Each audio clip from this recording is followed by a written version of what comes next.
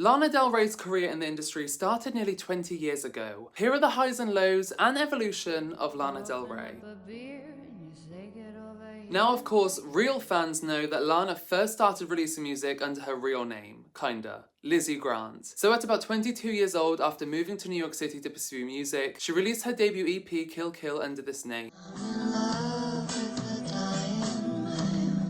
Her first album under the name Lana Del Rey, which was self-titled, came out in 2010 when she was around 25. This ended up being pulled from retailers as Lana alleged her label became unable to fund it. She eventually bought back the rights to it and spoke about re-releasing it, but never officially did. And then her big breakthrough came pretty quickly, just a year later in 2011 with her single Video Games, which to date is one of her biggest, most well-known and loved songs. She signed a contract with Polydor and Interscope and released her album Born to Die in 2012, which received huge critical and commercial success and became her first of what would be 6 #1 UK albums. And this is where things really took off for Lana.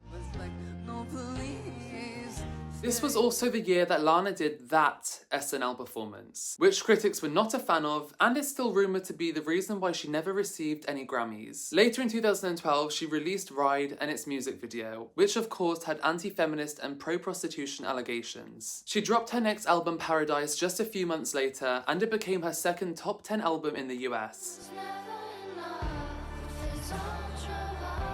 Then she was on a bit of a roll. Ultraviolence, her next album, was released when she was about 29 and debuted at #1 in 12 countries, including the US and the UK. This is also around the time she dated photographer Francesco Carrozzini. He directed her music video for Ultraviolence, but they ended up going separate ways after just over a year.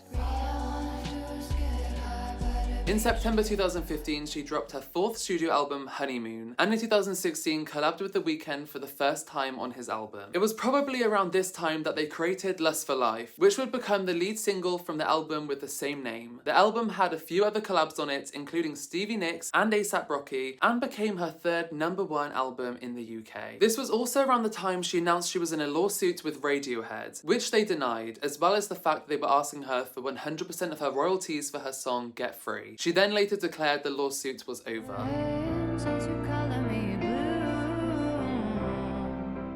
At about 33, Lana started working with the producer Jack Antonoff for the first time. Thank God she did, because together they would go on to make one of the most praised albums by critics of all time, Norman Fucking Rockwell. This became one of those real career-defining albums.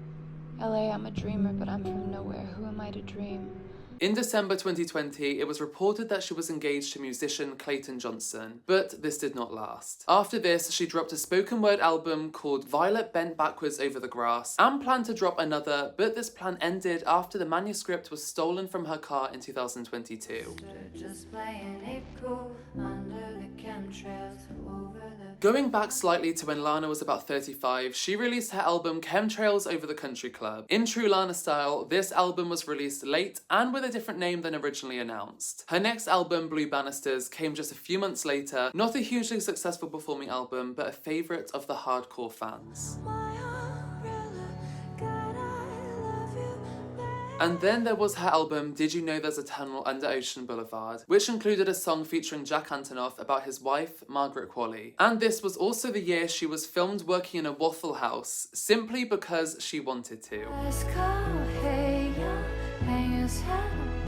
Then 2024 was a busy year for her. She announced her next album would be country and would be called Lasso, which later changed to The Right Person Will Stay, and would change again after that. Oh, and she got married to Jeremy Dufresne, an alligator tour guide who she had met on one of his tours years earlier, and announced a UK and Ireland tour, and headlined Stagecoach, where she played numerous unreleased songs and casually dropped in the fact she kissed Morgan Wallen, and said she was pretty sure it had gone to his head. That was the evolution of the one and only Lana Del Rey. Hit the subscribe button for our next feature.